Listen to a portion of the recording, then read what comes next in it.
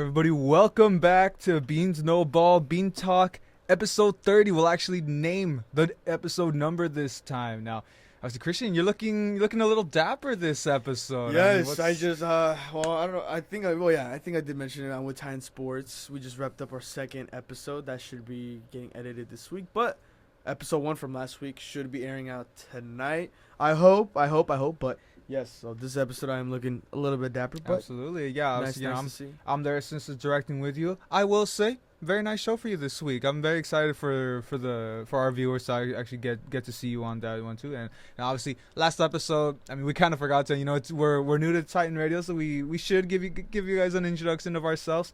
I am David. Obviously, my co-host Christian. So of course, everyone who's been with us on YouTube for the last couple years or as long as you have been. I mean, you know us, but for our new listeners, got to give ourselves a quick intro. But got a lot to talk about this week. Obviously, we just wrapped our recap, and that went up this morning. As we're recording a little early, you'll hear this Thursday morning. But I mean, Christian. I mean, let's start off with the freshest news that just came out. Dillon Gabriel. I literally just said in the recap, we're just counting down the days. Didn't even have to wait a full It was day. a couple hours. Exactly. Not even a whole half. It was like literally, well, actually 12 hours. Yeah, from the Roughly around 12. So yeah, half a day. And, I mean, it was expected. I mean, Joe Flacco, well, look, you already touched it forward in the recap. I mean, Joe Flacco, I mean, they're going to have to move on at some point. He wasn't getting done on offense. The defense, which right now still remains as the number one defense in the league, especially after having a very, very huge collapse against that Lions team. But, I mean, the Lions team was just too overpowered. What do you expect? But they still remain number one defense. But now with the whole quarterback situation going on, we'll see. Jackson Dart got a star. He ended up getting a win. We'll see what Dillon Gabriel can be able to cap off. But with what he's working with, this could be a little hard for this Browns team. But I will say, I mean, what we were just talking about literally in the recap, I mean, they have the pieces. Quinshon Judkins looking like a Judkins is looking great. He's looking like a sneaky good option at the running back Yeah. position. Jerry Jeudy, obviously, he showed what he could do last season with a pretty poor offense, and just the rest of them. I mean, Isaiah Bond, it wasn't the greatest showing, but at the end of the day, I mean, he did show some promise. He did. And Isaiah Bond was one of my other Texas guys that I did enjoy When watching. undrafted for, Yeah, he was undrafted with for his, some his, reasons. his law, the stuff that he got caught up with in the law, which we're not gonna touch up on that, but it's gonna take a minute. It's gonna take way more than a minute for him to get adjusted on that Browns team, especially with how their whole offense is going. New quarterback, you're gonna have a rookie quarterback and then a rookie wide receiver with a rookie running back, so that's gonna be a fresh new core, and it's gonna take a lot, obviously, and that's nothing to say with this Browns team. I mean, nothing's going good for them other than the defense. But I mean, that defense is only gonna do so much. When that offense gets on the field, they're gonna be on the field for like less than 5 minutes, and the defense is gonna have to come right back out. Myles Garrett on that front seven again. He's gonna lead that team. He's gonna do whatever. Denzel Ward, Grant Delpit on the Grant Delpit. Yeah, and don't forget on the back rookie end. Mason Graham, obviously Yeah. already making a name for himself. Yeah, there's a lot of guys on that defense. They're making a name for themselves. It's a very young core, and there's a reason why they're number one in the league. I mean, we saw in the Packers game they won that game, but then obviously with you come with a high powered team like the Ravens and the Lions, obviously that ended up being a blow in that sense. But I mean, the more you look into it, it's just the same old Browns. Nothing at all is going to come forward with this, and we're just going to see a Dillon Gabriel. We'll see what's going to be up with that. And okay, this season, sure, I'm not expecting nothing out of them, Yeah. obviously, but I mean, we see, like I said, Judkins' production, his development. We see what Gabriel can do from here on out. There's room. There's some potential with this Browns team. We know what Stefanski is capable of. He's obviously a coach of the year in his past. That defense, they need an offense that can complement them. If Dillon Gabriel can find that magic with Judkins, with Jeudy, with all that for next season. I mean, honestly, even right now, it's not the greatest chance realistically, but I mean, then the AFC North is wide open right now. The Ravens are 1-3. The Bengals are, let's just be honest, completely out of the picture with Joe Burrow likely done for the season. I don't think they're gonna bring him back for just a couple games when they're out of the playoffs. It's just the Steelers, and do we really expect Aaron Rodgers to maintain this for the whole season? So I'm not saying that they really have that much of a realistic chance, but season's not over for the Browns just yet. Yeah, but I mean, at the same time, it is the Browns. I know, but It is the Browns. I'm just saying there is still some type of shot considering, I mean, you would have originally thought in the AFC North. You know, if you're not in there right away, you're out of it. It's a tough division, but it's looking wide open right now. But actually, I don't know if you already saw this, but I mean, this just came out. Cowboys just made a move. They just got Paris Campbell, obviously the I former. did not see that. The I did not see that. Cowboys just got the former Colts receiver. I mean, getting a little bit of No receiving room. More. little Yeah. little depth into the receiving room. Not, I mean, it's not like the biggest, not that. I mean, that it's high, not but really I too don't know. I much. mean, hey, I mean, it's something for you to think about. I mean, what are we thinking with this depth pickup? I mean, obviously it has more depth. Obviously now you get Pickens in the mix. Well, Pickens has been in the mix, right? You get course. Tolbert, who had himself a game with the clutch catch, and then you have Turpin, who's getting more involved in the pass game. Now you're adding Paris Campbell. I mean, I'm not going to see a lot out of this, specifically, really too much. I don't even think he's going to beat Flournoy to even get the spot over him. I mean, yeah. I mean, it's just another depth pickup. But I mean, George Pickens, we saw that game that he had. I mean, he's 10th in receiving so far this season, 300 yards, 4 touchdowns. So he's having himself a season and picking up on Pickens. I think coming into the offseason, Jerry even mentioned this morning that they're going to look into probably paying Pickens somewhere along the lines of that. And Do you hopefully, have? I mean, I know now. no, that you we traded definitely have the cap Micah. space. We have I the know cap that space you now. traded Micah. We have the cap space. No. There is no if. There's no this and that. We have the cap for that. And But is probably that going not to hamper reset. you down the stretch? I mean, we already see how much you're already paying Dak. You're already paying Mhm. CD. I mean, do you want to be in a situation like the Bengals right now, paying 3 guys pretty much like what was it, like 70% of your cap space? Yeah. I mean, you don't really want to handcuff yourself. And like I know, you know, you're in the honeymoon phase with Pickens right now, but Yeah. I mean, when's the situation gonna come when he starts getting mad at Dak Well, for yeah, not getting that's- the ball? And right now he's getting the ball because He CD's out. is. So when CD's back and he's not getting that same target share, if it's a game that I mean, is he going to turn into I mean, AJ the Brown, first man? couple games, I mean, before CD went on, he was still getting his fair share I'm of just targets. saying you end up getting into that spot Mhm. where one day it's going to be one of these Mhm. games. Pickens isn't going to get that same target share, and he's not going to like it. So do you want, I don't think that's do you gonna, want I to don't, wait I don't for think, that? I don't think that's gonna happen with Pickens. But I mean, I feel like. but let's be honest. I Have feel you seen Pickens, bro? this. Yes, but this early on, he loves it in Dallas. Right I now, don't think it's gonna I happen. just said I don't. we're think it's in the gonna happen. honeymoon phase right I now. know. Everything's No, man. everything's I'm sunshine I'm and keeping my roses delusions right in now. place. I don't think this is gonna happen with Pickens. Look, it's all sunshine and roses right now, but we know Crash Out Pickens is yes, coming we know. back We know it's eventually. gonna be there, but I don't think it's gonna get to the point where Jerry's like, yeah, I'm not gonna resign this guy. Because No, I'm not saying you're not. yeah. If anything, Jerry would, because Yeah. it wouldn't be the Because right if decision. CD and once CD comes back and Pickens is still balling out, and it's probably still gonna happen, right? Because when CD comes back, then all deep now they gotta focus up on CD, what to do with him. Then you still got Pickens, right? The one thing I mentioned is Pickens needs to step up, and that's exactly what he did. He had himself a great game.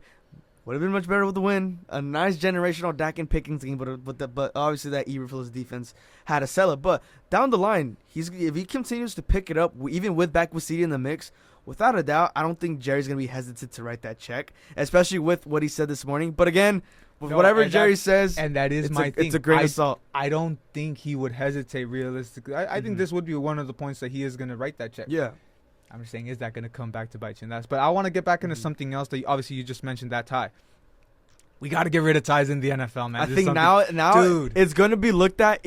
And Pickens even mentioned he didn't even think he didn't even know the NFL could end in ties too and as I well. hate when people say that. Like, Yeah. okay, like look back at the Super Bowl. I know it's a little bit different. A couple years ago, the Niners not knowing that the rules had changed. Like Oh, really? yeah. The Chiefs are getting the ball back? I didn't even know Yeah. what the overtime rules were. Like, let's be honest. You're in that. Yeah, NFL. you should have known that. Like, But you don't I even think say because that. Pickens was just so used to like just the college, because like obviously the NCAA they don't. Well, he end in probably ties. he actually got Yeah. into those overtime rules, but I mean, at the same time, Yeah. you know better. Yeah, than but that. still, but like I think now they're definitely gonna look into this because And it get was into that debate. Obviously, everyone's talking about, do you implement the college rule? Which the NCAA rules. I don't know. think so. Because look, I mean, yeah, it's entertaining. It's bang bang. You know, just going for the 2-point conversions Yeah. back to back. But you're taking the kickers out of the game, and that's one of the main things. I mean, Mhm. the Cowboys with Brandon Aubrey, you want Brandon Aubrey to be a part of your offense Yep. in that. I mean, a late game situation, you just barely cross the 50. You're thinking, damn, you know, it's not a situation you got Brandon Aubrey. He can hit from 70. So that's the type of part of the game that you want to keep in overtime. I mean, Mhm. realistically, just keep playoff rules and just let them keep Yeah, playing until a winner at this comes point, out. They gotta stop. They literally gonna have to stop implementing after that. Because look, we saw what happened with Josh Allen in the playoffs a couple years ago against the Chiefs, right?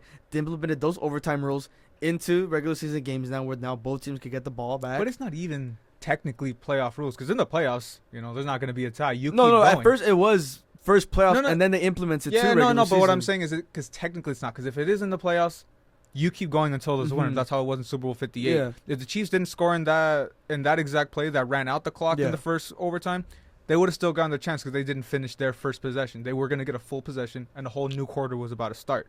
Now you look at right now, that's kind of what you got to keep implementing in regular season in general. Because, like I'm saying, ties are just pointless, man. I mean, there's no point. Just a generational game like that, keep going 40-40.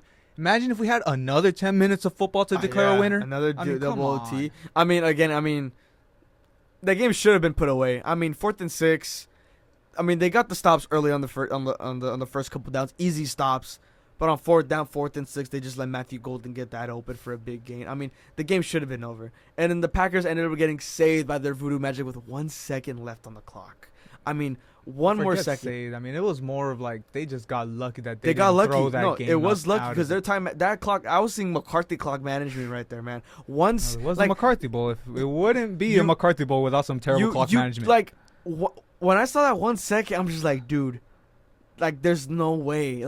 I think I was even heated about. I was just mad. I was even more mad about that. That 1 second. and with one goddamn timeouts. second with timeouts, which even makes it worse.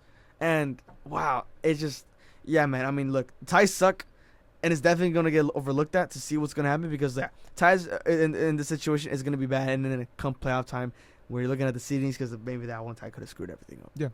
Exactly. That's another thing too. That ties end Mhm. up messing stuff like that up. But something else. I know we already kind of touched up on the AFC North, but there's something that we did forget. Lamar Jackson's gonna miss 2 to 3 weeks. Oh yeah, that forget. Yeah, 2 to 3 with the hamstring. and- So Dude, let's just get into the Ravens in general with all the injuries. I touched up on know the you injuries. did just a Nate bit. Wiggins, Roquan Smith, Nnamdi Madabuke. And now you get Cooper Marlon Rush. Humphrey's out for a couple weeks as well.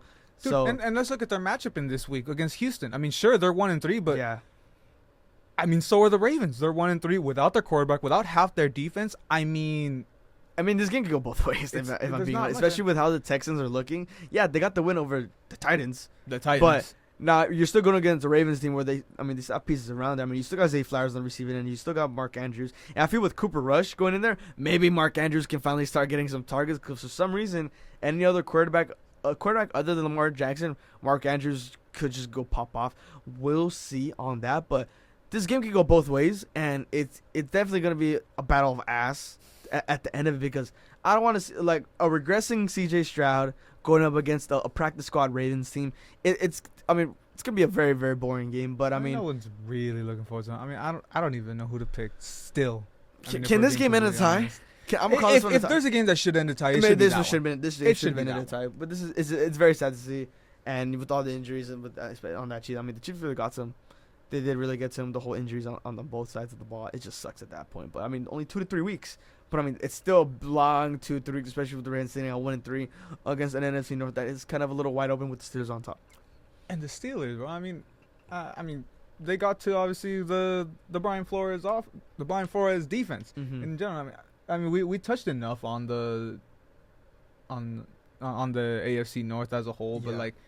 but that's probably just really been the surprise of the season. Just how how crazy it all ended up switching out. Which I know injuries was a large part of it, but you also consider we weren't high on the Steelers, but look how they ended up turning out. DK Metcalf. Exactly. Maybe not even being as involved that you really probably would have expected, but he's been cooking. he's been doing great. he's doing. His connection with Rodgers has been clicking. Yeah, exactly. But I don't know, man. What else is that? That really all we really got, huh? MV Prescott. MV Prescott. I'm telling you right now. There we go again. MV Prescott. I'm not even gonna elaborate. MV Prescott. That's all I gotta say. Offensive Puka of the year. MV Prescott. Offensive Puka. No, MV Puka. No. Man, get that out. No. MV Puka. No. Dude. What Dak's doing on a shitty team. On and pace that- for 2,300 yards. If he actually ends up doing that and he doesn't get MVP, then Prescott. no. MV Prescott. There's never going to be a non-quarterback to win the award MV Prescott. if he does it. Thankfully the MVP is quarterback glazed, so MV Prescott. He can get offensive player of the year. Puga's getting MVP. No. MV Prescott with that fucking horrible number 1 offense, 32 ranked defense. I mean, like You can't make that up, like man. that's disgusting. That's very disgusting to look at, dude. Like ew. Like the poor Dak, bro. Like he, No, but- like they're gonna make Justin Fields look like a demon, man, out there. And I mean, it might happen. And the rush attack that he's been able Yeah. to show. I mean, obviously, it was just against Miami last week, and was also against a pretty struggling Patriots Mhm. defense a couple weeks ago. At the point when they still ended up picking up the win. and but that's where I really miss Overshown in the lineup, because he's a great spy, Yeah. especially against those dual threat quarterbacks. I really miss Overshown, and he's really working his way back up soon. He's gonna make a start very soon. I want to say before Thanksgiving, maybe in mid-October. That's gonna be a real big game changer when it comes to these dual threat quarterbacks. Have he got it in early, without a doubt, he would have contained Justin Fields, on the rush attack. But I'd rather be Overshown, be 100% healthy after two career ending, not career ending, season ending injuries Two already. brutal in his season young- ending two brutal injuries, too, season and ending, both that- ACLs. and at that Well, point the too, ACL, like, the PCL, MCL, and then the he yeah. had the whole package. he had the whole package. But it But sucks. I mean, but it also just comes down to, is he going to come back the same? exactly. And you just hope he does. He had I'm that hoping. explosiveness. I mean, He was looking. I mean, I literally last season that he's gonna be one of my guys to break out this season, and it was looking like Exactly. it. But the injury, No, he was man, already Yeah. having that breakout season. It's just It sucks. unfortunately, Yep. injuries caught up to him there. But Mhm. I think that is just about. I think we can get into our mainstay, our power rankings. Now, obviously, we do have. There was definitely some movement. Some I had teams. to move it for sure. I know I had movement. I can just imagine the I would movement you only say had. maybe one of mine's debatable, but we'll see right now. Um, I'll get the Cowboys at one. I think mine, considering everything from last week and everything that happened, basing my last week's power rankings, Yeah. I think it's pretty reasonable. But I mean, let's just start off. Who left? Who left? Was left? our honorable mentions and who we left off. Yeah. Now, me leaving off, it was a little questionable from the start, but I based it off the teams they were playing. I left off the Ravens. Obviously, now 1-3. There's no way they're going to be up there. Mhm. And the Niners, obviously, down to 3-1. Not the greatest showing against the Jaguars. I had to leave them off. Yeah, I left off the Vikings. I left off the Vikings. I mean, And I never even had them from they're in the my start. 10, so I left them off. I mean, you go over a great defensive battle and then a very close one to a very good Steelers team. So I took them up, and then the Niners, I took them off as well. I mean, we saw the injuries are catching up to him. Brock Purdy's game back after that injury was not looking too well. The weapons around him, the turnovers. So Mhm. that obviously was very obvious. And then the Colts, you put them up against a great team, the Rams, and you saw that. I mean, they still put up a great fight. It just You that let the Colts off. Yeah. I just zoned out. I left the Colts Wow, off. Okay. I mean, sure. I mean, look, they still played a great game. Don't get me wrong, but that and I fumble, completely would have been a change of trajectory in the game. But I mean, that's just one example. I mean, put them against a good team, they're probably gonna stumble like that, but they still put up a great fight. But had to leave them up, not too far in. They're still in my honorable mentions, but only 3 teams so far left the power rankings with 3 new ones.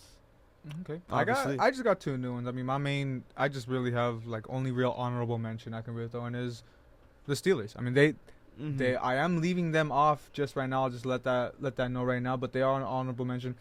Pretty much, I could probably say they're my 11 if I'm being completely Mhm. honest. But I mean, I'll let you start with your 10. If you Yeah. want to just get And us going. Speaking of the devil, I got the Steelers at 10. Okay. So I got And that's what I'm saying. I had them so just I got there. may have made a little mistake here, but I can fix that. It's not Yeah, that it's yeah, not no, that go. big of an issue. But I got the Steelers on this one, right? I mean, A-Rod, sure, the stats might not show that he's going putting up crazy A-Rod numbers, but I mean he's getting the way he needs to be. He's getting the connection with DK, getting involved. Kenneth Gainwell had himself a game on the run as well. Cooked for my Yeah, fantasy. the defense, they may have had a little slump, when the Vikings were having a little comeback, but they got it done where they needed to be. They took advantage of those Vikings mistakes, and that's why I took off the Vikings off the power ranking. But the Steelers, they're being sneaky good, and that's mainly because of just the connection with A-Rod and DK, and then obviously the run game is still getting it going, and it's very, very good. Yeah, absolutely, and Mhm. that's why I said. I mean, I feel exactly. We kind of touched on it in the earlier parts, and I mean, Yeah.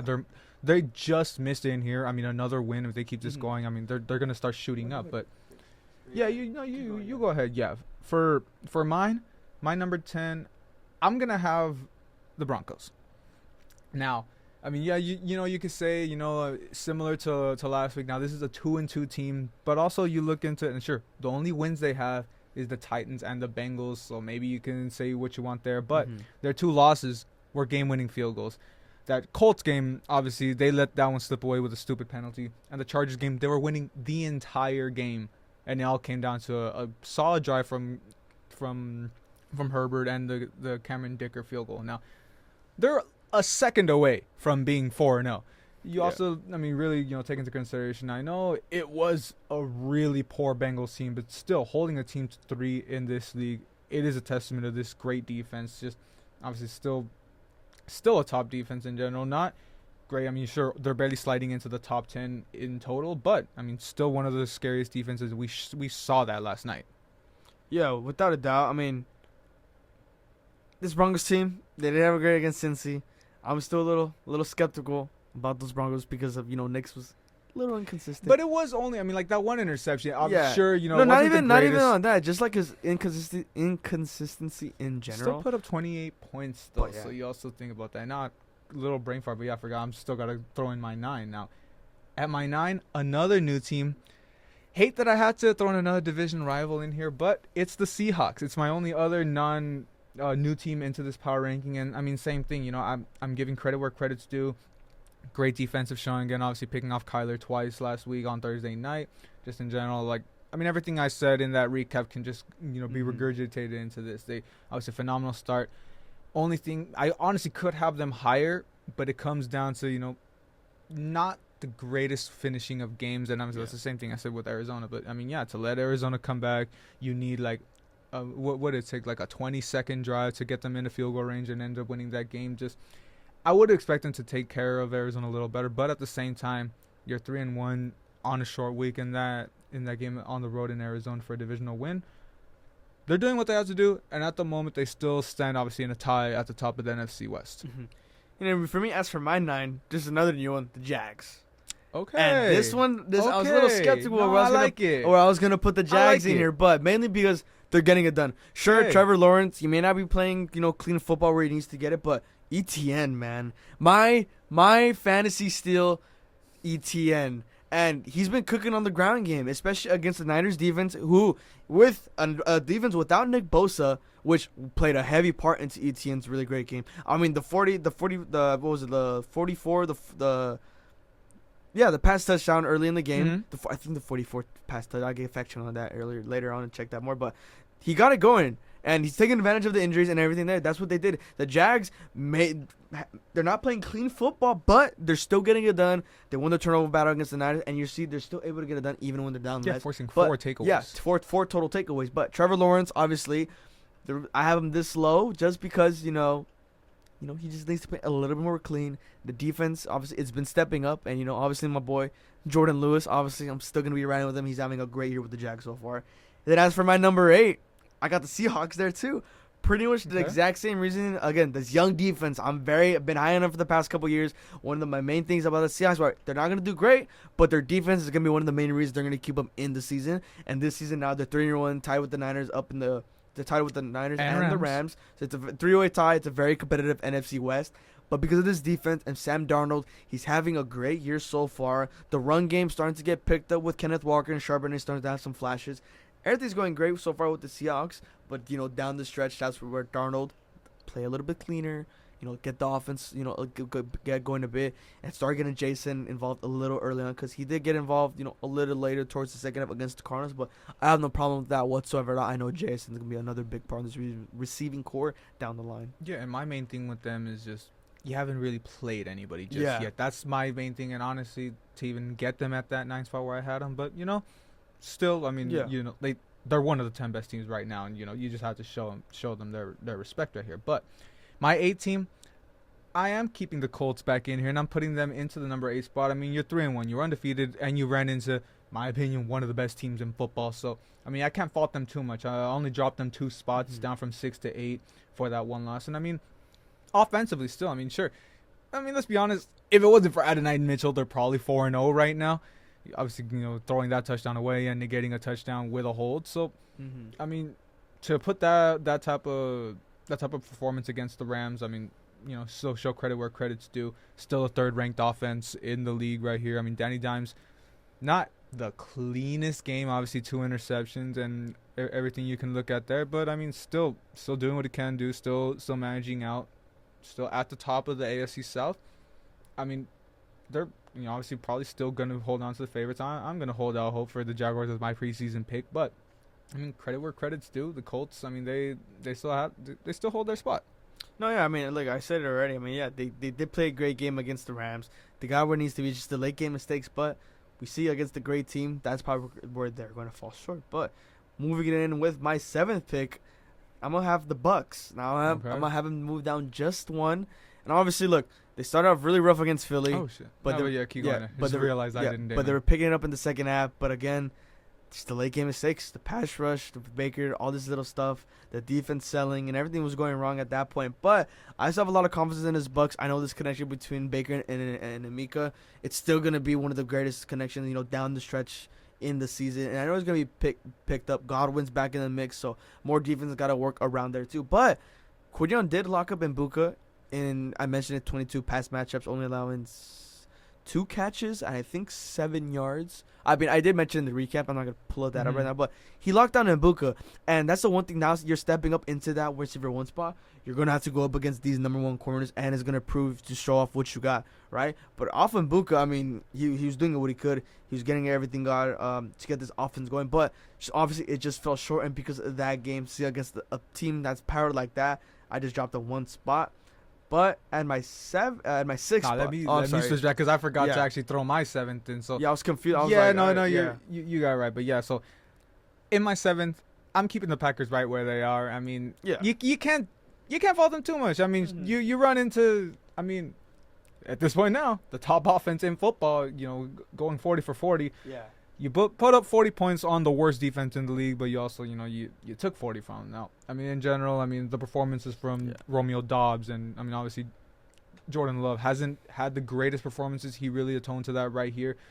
Was it a pick-me-up game against obviously not the greatest defense? Sure, but at the end of the day, they got what they had to do done. And, I mean, I'm not moving them up for this performance, but I also can't really drop them, so I'm just going to hold them there now.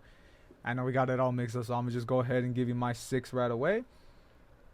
It's going to be the Chargers. They were my number 2 team. I'm dropping them all the way down here to number 6. I mean, it just wasn't a great performance. I mean, everything I outlined, again, we're pretty much saying, everything we outlined in the recap can kind of be thrown into here. I mean, Justin Herbert, the turnovers finally getting back to him once again, after that nice little run. Not the greatest showing for him there. You also look at Ladd McConkey. I mean, been absolutely ghost this whole season, going for, I believe, 1 catch on 6 targets in this game against the Giants. I mean, he hasn't been having a good season at all whatsoever, which was exactly. And I'm glad I passed up on him for George Pickens. So that's a very blessing. Yeah, that was a blessing. Was it bias? Was it bias reasoning? Sure, but I mean, it ended up working. Yes. And it was literally biased. Yes, but it worked out. Because I just know ball. I knew Pickens was going to ball out. Just no ball. Yeah. But, I mean, all I can really say here, I mean, they obviously still hold a top 10 offense. Defensively, I don't even have it in front of me. But, again, I mean, they're still obviously one of the top defenses. It's just not a good performance. I can't, in good faith, keep them that high considering some other performances we saw this week.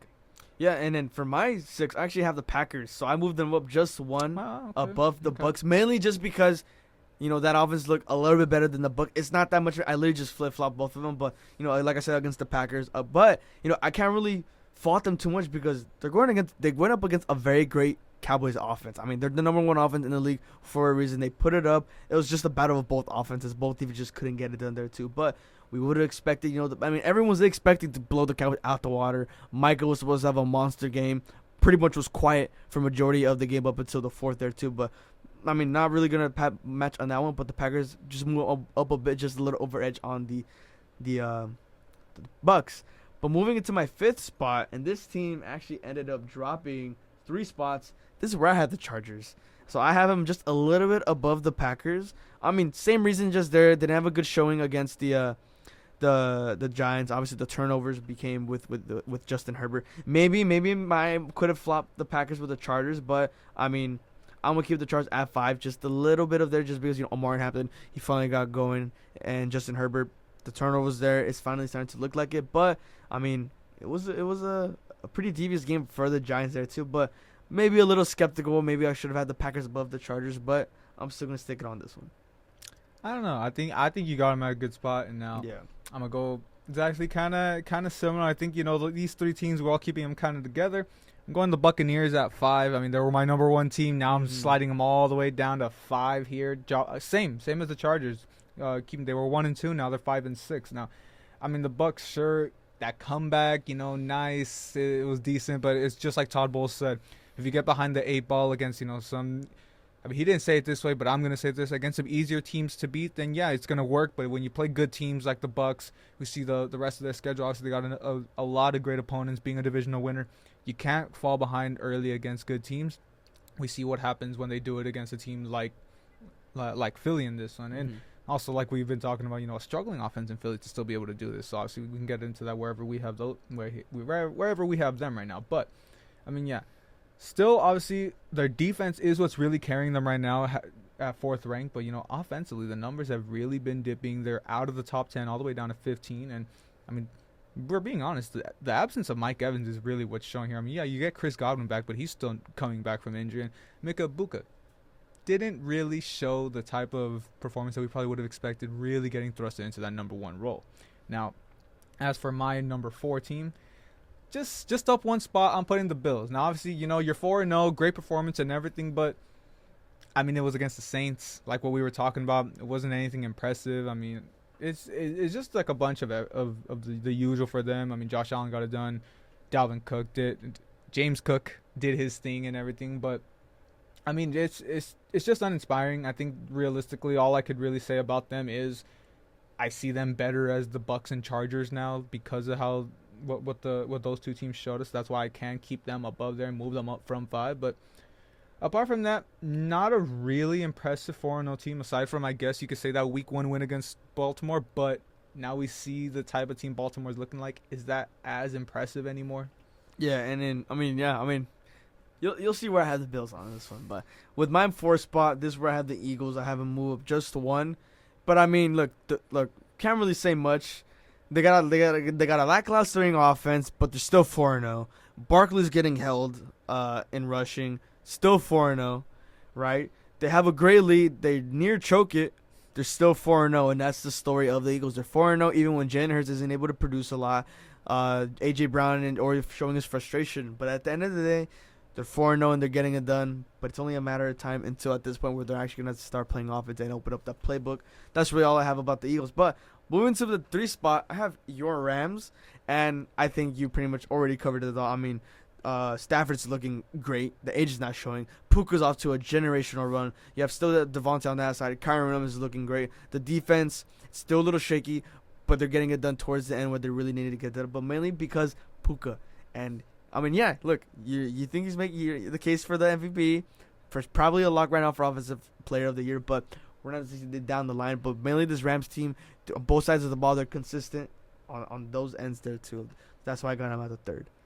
All right, yeah. Now, so for my 3rd, I mean, they're making a big jump. Had them all the way down at 8. I got the Lions making a nice jump. I mean, yeah, 3-1. Obviously, I really held that Packers loss to them in the last power ranking, but I mean, the performance against a top defense is really going to do this for you. Up 5 spots, like I said, and I mean, again, exactly like what I said. I mean, Amon-Ra, if it wasn't for Puka, he would be the front runner for Offensive Player of the Year right now. He obviously always going to show the love to the USC boy. I mean, Jared Goff playing efficient football. I mean, obviously getting everything he can out of Dan Campbell and the run game. Sure, Monty was held pretty severely in this game, but Gibbs obviously picked up more than enough. And just everyone, I think the only things you can really say about the Lions in general, because everything's really humming except Sam Laporta is the only real piece. He's been having a couple bucket that you probably expect a little better out of them. But I mean, just in general, I mean, if it wasn't for 2 teams that I have above them, I mean, I'll just say right now, it's very NFC heavy in my power ranking up at the top, and it's top heavy in the league right now. Now for number 2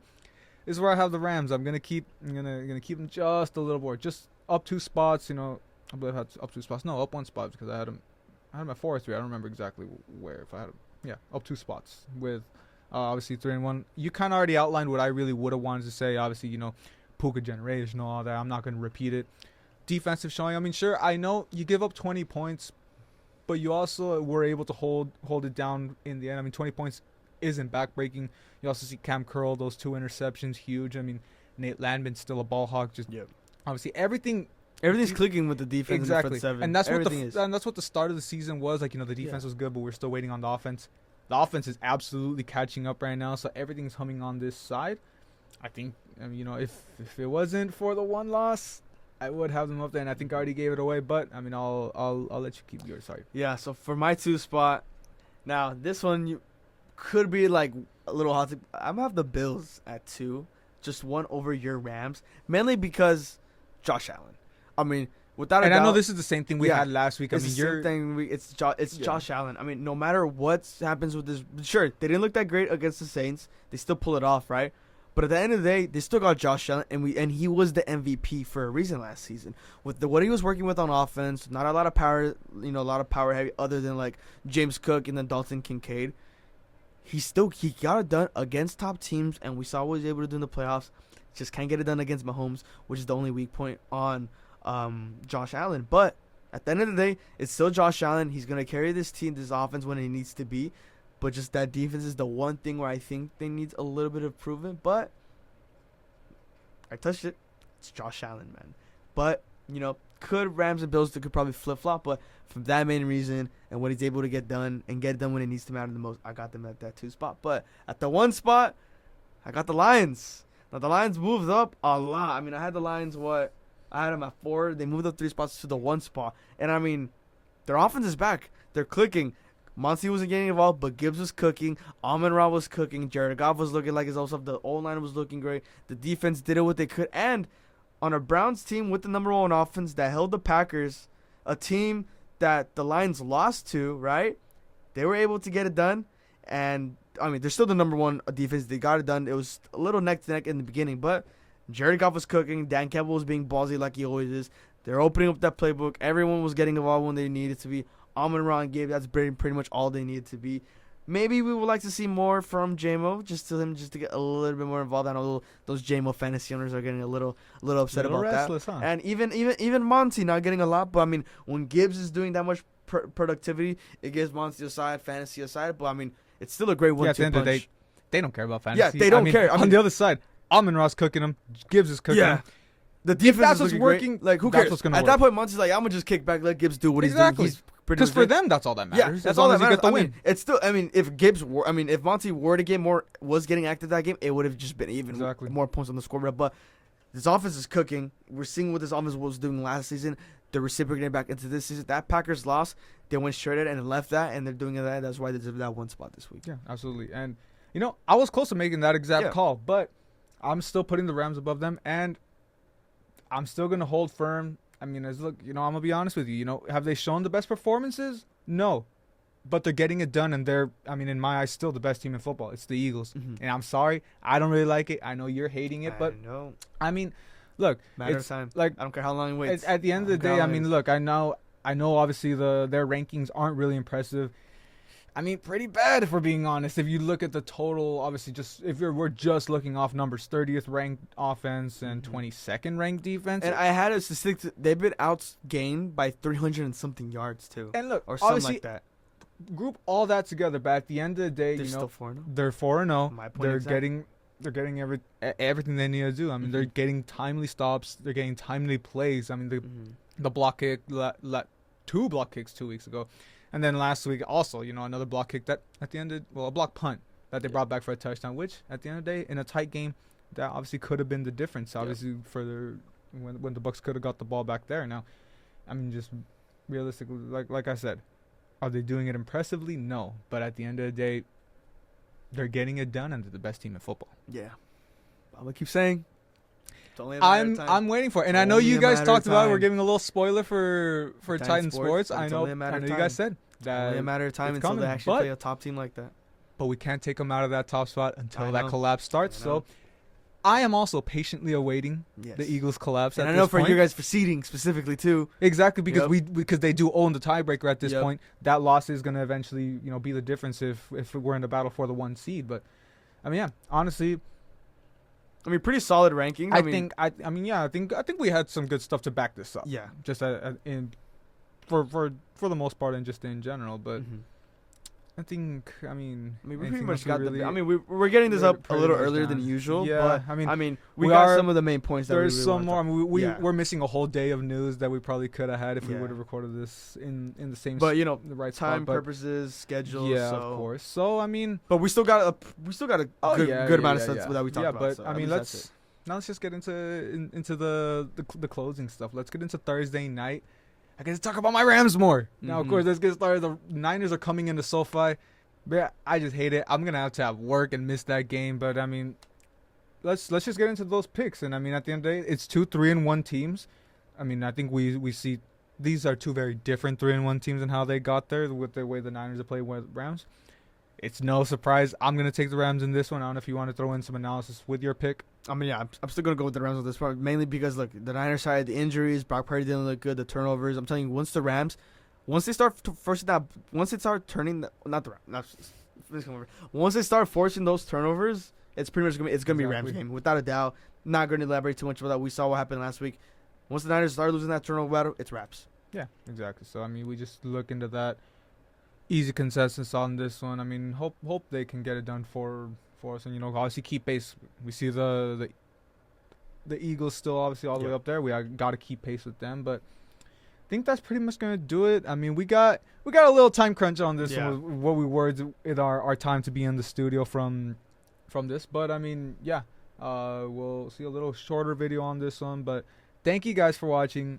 Be sure to like and subscribe. Obviously, our Titan Radio listeners, thank you for tuning in early morning. And obviously, if you tune in a little late, be sure to tune back on YouTube to catch whatever you missed. And be sure to come back as we recap everything in the Week 5 recap.